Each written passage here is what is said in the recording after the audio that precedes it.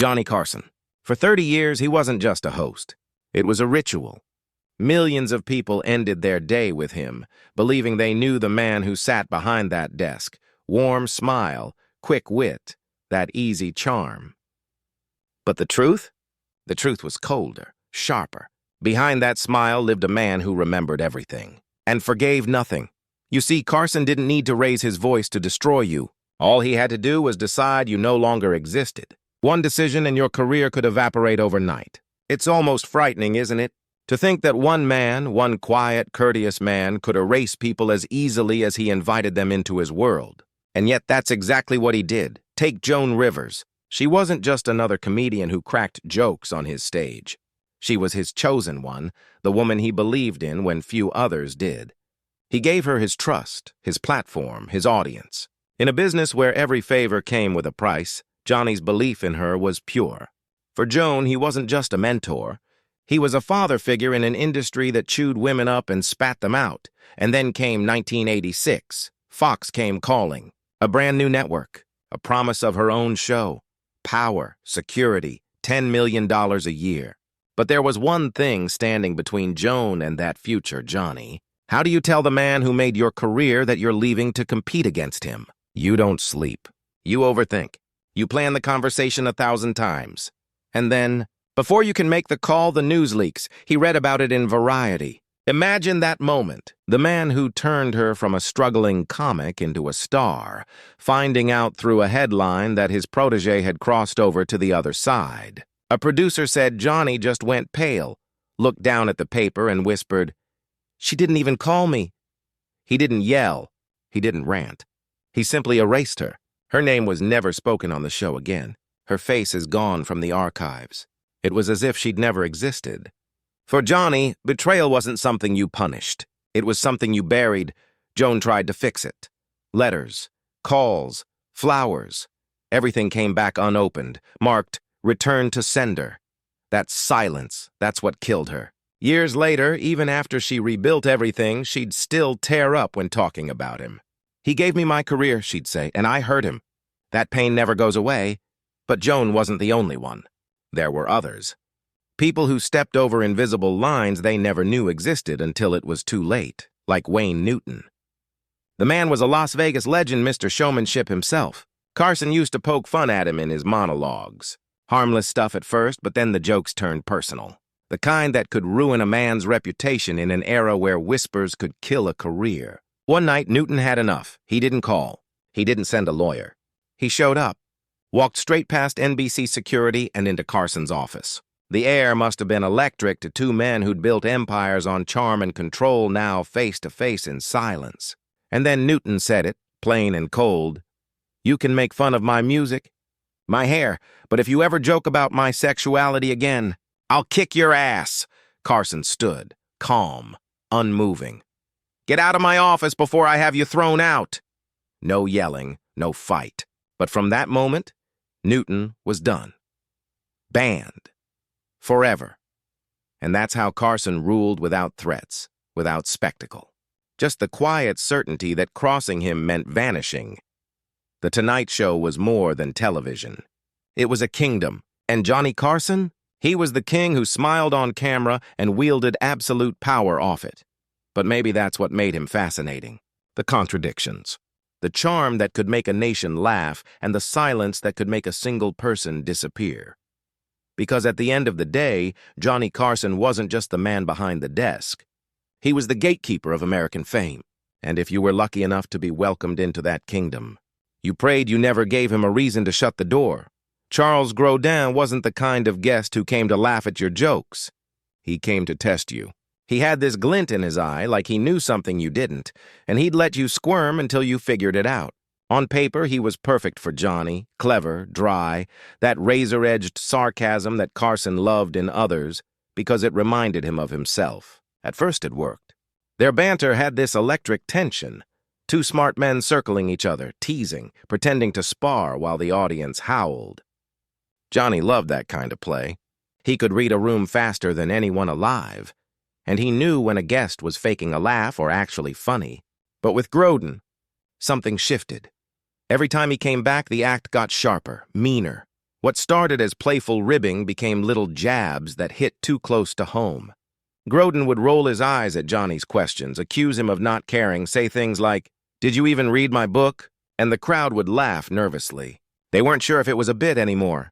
And the truth is, neither was Johnny. That's the thing about Carson.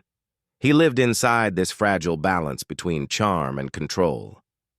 He didn't like losing control, not even for a second. And Grodin, intentionally or not, started chipping away at that balance. One night in 1990, the air just went wrong. You could feel it. That quiet electricity when something real is happening under the surface of comedy. Grodin started needling Johnny again about his tone, his sincerity, whether he actually cared about his guests or if it was all just for show. And for a man like Carson, whose entire career was built on the illusion of intimacy, that cut deep. A cameraman later said you could tell instantly. The smile Johnny gave tight mechanical, the one everyone backstage recognized. The smile that meant, "You've crossed a line." He made it through the segment. Every word precise, every glance rehearsed. Then, when the commercial light came on, he turned to his producer and said 4 words that sealed it. "We're done with that." That was it. No anger, no announcement. Just quiet erasure. Grodin was never told he was banned, he just never got another call. And in that silence lived the truth of Carson's world. You didn't need to be yelled at to be punished. You just disappeared.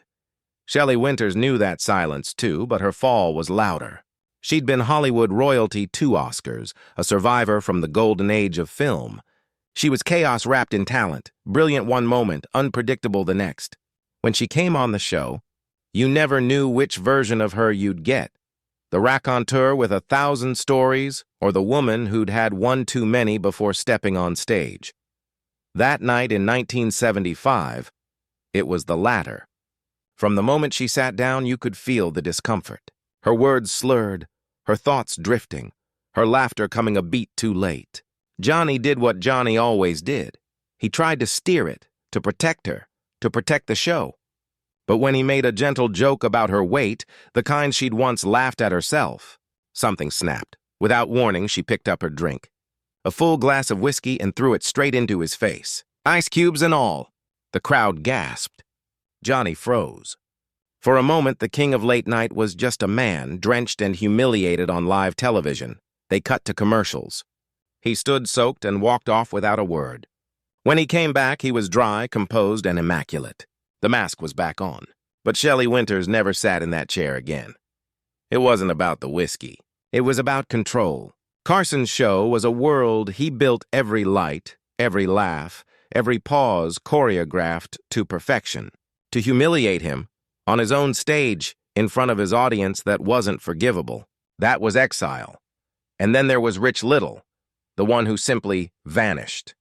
No scandal, no blow-up, just absence. For a decade, he'd been a Tonight Show favorite, the master impressionist who could become anyone, presidents, actors, even Johnny himself.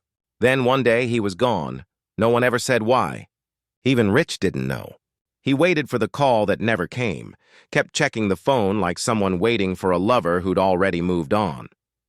Behind the scenes, though, people whispered. Johnny had grown tired of him.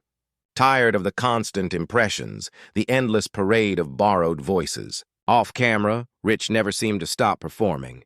And Johnny, who valued authenticity above all, started to see him as hollow. One day, after yet another rehearsal filled with mimicry, Johnny turned to a writer and muttered, "Does he even have his own voice?" That was it. That's all it took. No argument. No confrontation. Just silence. And Rich Little, the man of 1,000 voices, lost the one that mattered most, the invitation to speak on Johnny's stage? There's a strange poetry in that, isn't there? In Johnny Carson's world, words could make you famous, but silence could erase you.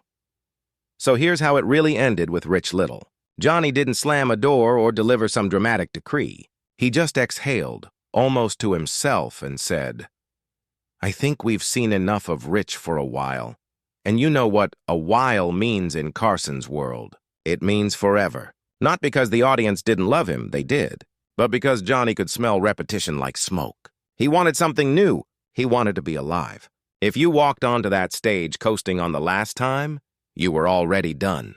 Years later, Rich heard secondhand what the problem was and said he would have built a whole new act if he'd only known. That's the quiet tragedy of this business. Doors don't slam. They just stop opening, and you're left standing in a hallway that used to be yours. Then there were the actors, the ones who walked in carrying the weight of a million roles on their shoulders. Some came polished, rehearsed, stepping into the spotlight like it had been paved just for them. Others came raw, unguarded, carrying nerves that clattered louder than applause. He could sense it in a heartbeat. The tremor behind the smile, the itch in the hand, the way a guest might lean too far into a story that didn't belong to the audience. Johnny had the patience of a clock. He would wait, let the words tumble, then catch them gently before they hit the floor. There was an art to this, a choreography invisible to the camera. A nod here, a pause there, a subtle pivot to steer the room back into safety. Some never realized they had been guided. Others, years later, would quietly credit him with saving them from themselves. Comedians were a different beast altogether. They understood the rules sometimes better than he did, but their ambition was sharper, their hunger for a laugh louder than the caution that ran through his veins. He welcomed wit, wordplay, absurdity, but he measured it, gauged it, held it up like a lens before it reached the millions. If a joke leaned into cruelty or personal humiliation, he didn't intervene with spectacle. He intervened with precision. A look, a slight raise of the eyebrow, a timing shift. And the audience, never fully aware of the intervention, still left the room untouched by cruelty. They laughed, but they were spared the sting. That was his genius, his quiet, invisible hand. The musicians, too, were a test of temperament. Rock bands arrived with amps turned up to 11, like they had come to topple the world. Pop stars glimmered with lights sewn into their hair and shoes, a storm of sequins and choreography. Jazz players whispered and swayed, a subtler challenge, nuance, and timing that required a different kind of listening. Johnny treated them all the same way. He listened first, framed second, and only then allowed the world to see the performance. He understood that the microphone was more than a tool. It was a promise that whatever chaos existed backstage, whatever battles raged in the hearts of the performers, the audience would feel only clarity, precision, and most of all care. Political figures, of course, tested him in a different register. Some came with speeches polished to a sheen, words designed to dazzle and divide in equal measure. Others arrived flustered, human, a little too honest for their own good. He welcomed dialogue but refused theater masquerading as conversation. A pointed question might be asked, a subtle prod offered, and if the guest veered too far into sermonizing or confrontation, he wielded the softest weapon, the cut. Not a chastisement, not a scandal, not a public humiliation, just the end of the segment, a gentle reclaiming of the hour. Millions of homes breathed easier, unaware of the storm that had almost touched them, because he had drawn the line invisibly, masterfully, decisively. Perhaps the most delicate guests were the ones who arrived with pain pressed to their chests. Writers, actors, comedians, musicians who carried private grief, public failure, or the weight of scandal. He never mocked it. He never exploited it. He recognized it, cradled it even, but he never let it spill over the edge and into the living rooms of America. To do so would have been a betrayal not of him, but of the millions who tuned in looking for relief, laughter, a sense of order at the end of a long day. He carried that responsibility like a secret burden, heavy yet sacred, balancing empathy with authority in a way only he could manage. It is in these quiet, almost invisible choices that his true legacy lives. The bands, the vanished invitations, the polite cold shoulders weren't acts of ego or cruelty. They were acts of stewardship. He understood the power of the medium. He understood that a nightly hour of television could be both sanctuary and stage, a place where humanity, messy, vulnerable, hilarious, and sometimes terrifying, was held in balance. He demanded respect not for himself alone, but for the audience, the guest, the moment, the fragile ecosystem of the show itself. Break the rules, and the chair no longer awaited you. But even then, there was rarely anger, only absence.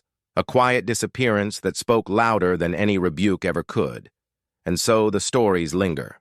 They sting because they are reminders not of cruelty, but of care, of a man who could be icy, sharp, unyielding, but who did so not to wound, but to protect. Protect the laughter. Protect the guests. Protect the hour.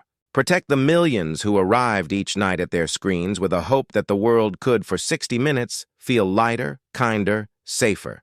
Beneath all the laughter, the legends, the vanished names, the sharp eyes, and the tight smiles, there is still that vow, unspoken but constant. I will hold this hour. I will guard it. I will take care of you. And nothing, not even the brightest star, the loudest voice, the deepest grief will break that promise. Because in the end, that is what the chair represents. Not power. Not fame, not ego, but an unbroken covenant between one man and a million strangers who trusted him with the softest, most fragile part of their day, to watch, to laugh, to exhale. And in that sacred, fleeting moment, he was and will always remain the guardian.